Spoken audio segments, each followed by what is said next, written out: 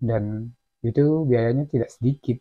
Nah, saya sudah berusaha, ya, apalagi kandungan istri sudah hampir dekat hari H kelahiran, itu sudah 6 bulan lebih, usaha hancur, peternakan gagal, ya.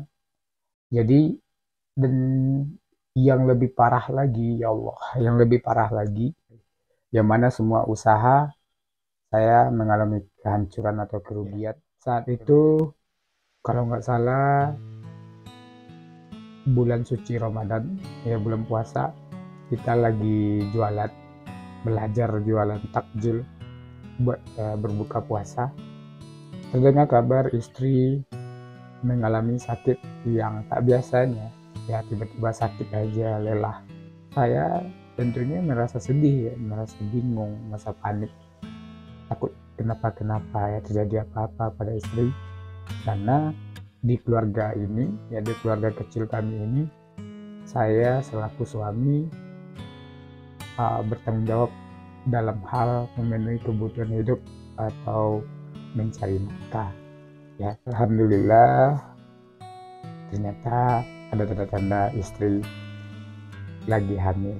Alhamdulillahirobbilalamin, istri saya hamil, dan ini adalah suatu tanda atau kabar yang sangat menggembirakan, ya, kabar yang kita tunggu-tunggu. Nah, saya bersyukur waktu itu, meskipun di luar sana, ya, baik orang dekat ataupun orang jauh mendengar kabar ini tidak semuanya bahagia.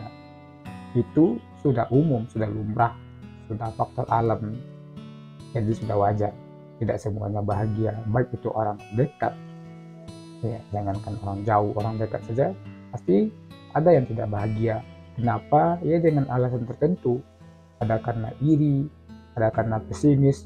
Waduh, udah nambah anak lagi nih, mampu nggak? Nah, ada, saya yakin juga ada. Jadi itu sudah saya uh, sepelekan, karena prinsip saya dari dulu tidak menghiraukan apa pandangan orang, itu suatu kebanggaan juga.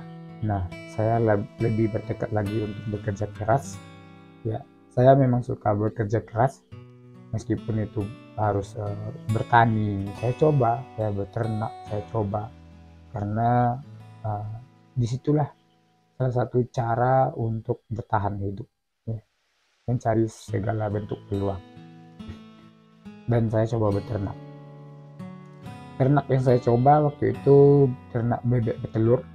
Jadi saya coba beternak bebek dari awal, belajar belajar secara otodidak atau mandiri, tanya sini sama orang lain. Saya coba 10, belajar sebulan 2 bulan. Alhamdulillah ada ilmunya sedikit-sedikit. Saya coba lagi tambah jadi 30, akhirnya nambah sampai 60-an ekor, ya hampir 100 ekor. Dan juga waktu itu saya mencoba bertani, tanam jagung, ya. Tanam jagung lebih sedikit modalnya. Jadi semua usaha yang saya jalankan ini itu modalnya memang dicari sendiri, didapatkan sendiri, tanpa modal instan. Jadi saya prinsipnya ingin bekerja itu sendiri, mandiri, dan lebih baik dapat dengan cara sendiri daripada dapat dari cara diberi. Nah, seperti itu. Di ini bukan tanpa alasan, ya, karena saya sudah memiliki satu orang putri. Jadi daripada anak keluarga terlantar, ya, anak tidak diperhatikan, jadi saya meminta istri untuk di rumah saja. Sebelumnya istri bekerja, sebelum memiliki anak istri bekerja, tapi sudah memiliki anak, saya meminta istri untuk di rumah saja. Bukan berarti saya mampu untuk memenuhi kebutuhan hidup, tapi saya lebih ingin keluarga saya terbentuk, ya, baik itu dari segi ya, membangun rumah tangga, belajar mandiri, apalagi dalam mendidik anak. Jadi prinsip saya, kita harus bertanggung jawab sebagai orang tua. Anak itu adalah tanggung jawab kita, terutama dari segi pendidik dan pengasuhan, ya. Jadi ketika istri sudah umur 6 bulan usia kandungan, nah 6 bulan usia kandungan kita kan sudah mendekati kelahiran bayi. Di sini saya sedikit mulai mendapatkan cobaan, ya. yang mana peternakan bebek saya merugi. Itu ada beberapa faktor, baik itu faktor alam dan faktor lingkungan. Nah, disinilah sebuah cobaan dimulai, yang mana semua usaha saya mengalami kehancuran atau kerugian. Kerugiannya tiba-tiba ya, mulai dari faktor alam, faktor lingkungan. Jadi semua yang saya persiapkan untuk menanti kehadiran bayi ya hilang ya. Jadi pusing waktu itu karena istri anak pertama lahirannya operasi sesar, jadi kemungkinan besar operasi sesar juga ya. Saya sudah memikirkan itu jauh hari, takutnya nanti operasi lagi dan itu biayanya tidak sedikit. Nah, saya sudah berusaha ya, apalagi kandungan istri sudah hampir dekat hari H kelahiran, itu sudah 6 bulan lebih. Usaha hancur, peternakan gagal ya. Jadi dan yang lebih parah lagi, ya Allah, yang lebih parah lagi, saya juga memiliki tabungan ya, tabungan sedikit banyaknya juga punya tabungan untuk antisipasi tidak bisa dicairkan. Tiba-tiba tidak bisa dicairkan. Tabungan itu memang penghasilan saya di dunia online ya, gaji saya di dunia online, tiba-tiba tidak bisa dicairkan dalam jangka waktu yang lama. Ya Allah, tidak ada lagi jalan waktu itu, tidak ada lagi jalan. Bagaimana caranya nanti untuk menanti kehadiran si kecil. Ya Allah, saya pusing saya waktu itu. Namun orang lain tidak tahu seberapa marutnya pikiran saya. Orang lain tidak tahu, saudara tidak tahu, keluarga si istri tidak tahu. Kenapa demikian? Saya tidak ingin memberitahu. Saya sudah menebak ya. Diberitahu pun itu tidak akan menjadi suatu solusi, malah menambah beban pikiran, karena nanti nambah bikin panik aja. Kalau dibantu ya saya yakin tidak akan dibantu ya, tidak akan dibantu, malah saya nanti dicecah lagi, nggak siap, dibilang nggak siap. Jadi prinsip saya dari dulu, saya memang harus berjuang sendiri ya. Saya tidak mengandalkan keluarga istri, saya tidak mengandalkan saudara atau siapapun. Ya bisa ditanyakan kepada istri, apakah saya mengandalkan mertua? Enggak ya. Jadi waktu itu pusingnya nggak kepikiran lagi. Dan saya ya, kalau sudah masalah uang ini, siapa yang bisa tenang? Nggak bisa. Jadi saya juga nggak bisa terlalu lepas cerita kepada istri kesulitan yang saya alami. Kenapa? Karena istri saya lagi hamil, takutnya terganggu kepada kehamilan, jadi saya telan sendiri.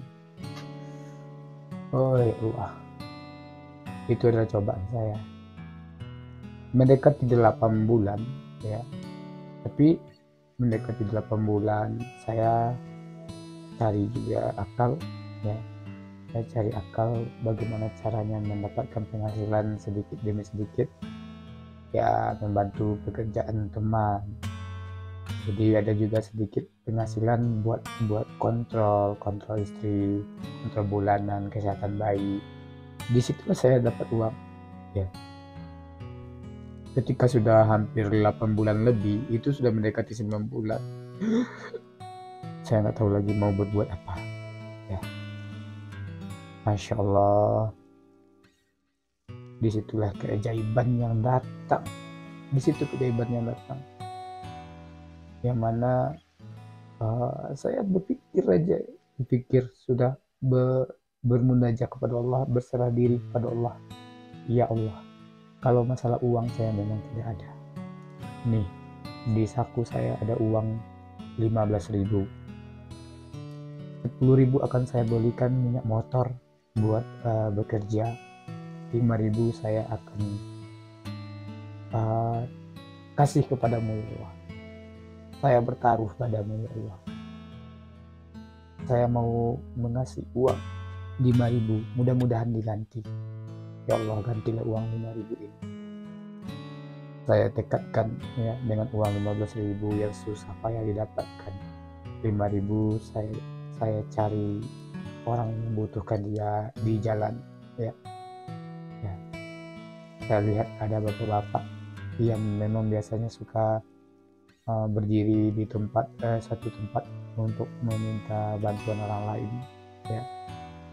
Jadi saya kasih uang 5.000 itu, dan saya ikhlaskan dalam hati, ya Allah, ini saya titipkan kepada bapak ini, dengan ikhlas saya sumbangkan, saya sedekah uang ini, mudah-mudahan dengan cepat engkau ganti, ya Allah, karena saya sudah pasrah, ya. Antara yakin dan tidak yakin, ya saya yakinkan diri pasti Allah mendengar dan Allah akan ganti. Jadi uang tidak ada lagi, ya. 2-3 hari saya nggak punya uang 1% pun. Bayangkan, sudah punya keluarga, ya, sudah punya istri, sudah punya anak, saya nggak punya uang. Istri saya, ya alhamdulillah juga ada uang, tapi sedikit, ya, buat makan aja. Jadi saya berterima kasih juga buat istri karena pandai mengolah keuangan dan tidak menuntut banyak terhadap saya. Jadi setelah itu seminggu kemudian, ya, itu umurnya 8 bulan hampir masuk sudah 8 bulan lewat, ya, 8 bulan 2 minggu. Masya Allah, tanpa disangka-sangka, tanpa dipikirkan di benak, ada saja teman datang saja, teman menghubungi teman lama yang namanya Fauzi, ya,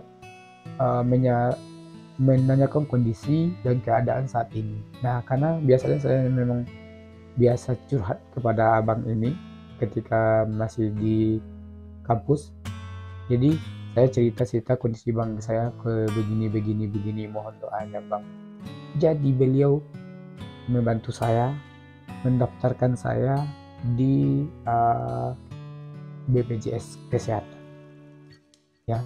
Dia yang mengurus semuanya. Saya nggak tahu lagi, nggak punya uang buat bayar cicilan pertama aja nggak ada. Jadi dia yang mengurus semua, dia yang membantu pendaftaran. Ya Allah, dibalas Allah memang tidak dengan uang, tapi dengan pelayanan yang lebih dari uang. Jadi didaftarkan, ditanya perkiraan lahiran, pas dia daftar itu BPJS-nya akan aktif 14 hari setelah daftar. Dan alhamdulillah diperkirakan lahirnya itu BPJS ini sudah aktif karena pas momennya, gitu ya, momennya.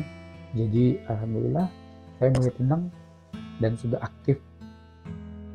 Nah, saya sudah mulai pede lagi nih, mau berobat, mau nanti persalinannya kemana, biasanya apakah di persalinan umum atau di rumah sakit umum atau di mana, karena saya sudah memiliki persiapan BPJS kalau terjadi lahiran sesar lagi, operasi lagi atau apa, ya. Saya pikirnya pasti sesar karena istri saya sesar, ya, meskipun saya belum tahu uang buat makan di sana, buat biaya lain-lain. Pokoknya saya sudah mulai optimis dan yakin lagi, ya. Pas hari H, ya, seminggu prediksi, ya, itu sudah usia 9 bulan, ya. Ini udah menunggu hari saja. Allahu Akbar. Istri saya hari H lahiran hari Jumat tanggal 11, ya. Lahirannya normal, alhamdulillah, normal di bidan atau di tempat salinan paskes terdekat di rumah malah. Jadi tidak merepotkan banyak orang, dan biaya-biaya yang besar tadi yang terpikirkan jutaan, 7 juta, 5 juta karena operasi, ya, alhamdulillah tidak ada, ya. Cuman biaya sedikit saja, biaya persalinan normal saja itu biasa. Jadi alhamdulillah lahir anak dengan selamat, istri sehat. Jadi dari cerita ini kita bisa ambil kesimpulan Allah tidak akan menguji umatnya di luar batas kemampuannya, yang pertama. Yang kedua, berusahalah kamu semampunya sampai titik darah, sampai di batas kemampuan kamu. Ya teruslah berusaha, karena Allah tidak akan menyia-nyiakan orang yang bekerja keras. Ya, berusaha. Lebih baik kamu mandiri daripada bergantung kepada orang lain. Gitu. Dan juga segala bentuk kebaikan, ya, itu sudah dijanjikan oleh Allah akan diganti Allah berlipat ganda, terutama bersedekah.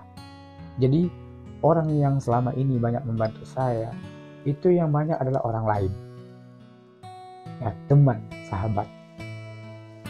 Karena saya lebih suka berteman, ya, saya lebih suka lebih suka banyak teman, berkomunikasi dengan orang lain itu lebih terbuka. Jadi yang banyak membantu saya memang orang lain, teman-teman, sahabat yang bukan saudara dekat, apalagi saudara tali darah. Itu. Nah, begitulah cerita saya. Mudah-mudahan bermanfaat dan menjadi motivasi. Kata salam.